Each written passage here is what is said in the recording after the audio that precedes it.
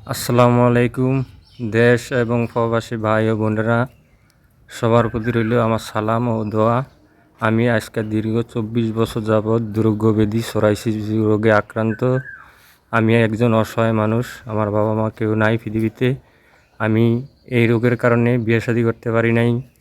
আজকে আমার যা আছে সব কিছু শেষ করছি।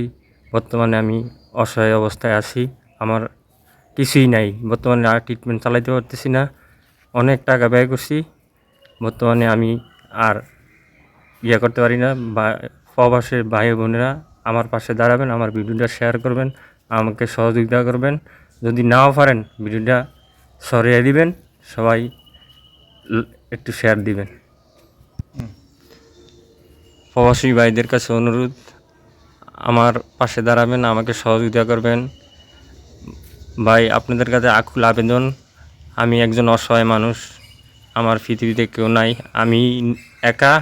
আর বর্তমানে আর আমার পাশে কেউই নাই। গাড়িতেও চড়তে পারি না, কোনো জায়গায় যাইতেও পারি না। এই রোগের কারণে মানুষের দূর দূর করে তাড়িয়ে দেয়। সেলুনও যাইতে পারি না, কোনো জায়গায় যাইতে পারি না, গাড়িতেও উঠতে পারি না। আমি বর্তমানে অনেক এই রোগ নিয়ে বর্তমানে অনেক অসহায় আছি। আর পারি না, ধৈর্য আর কুলায় না, আর সহ্য হয় না, অসহ্য যন্ত্রণা।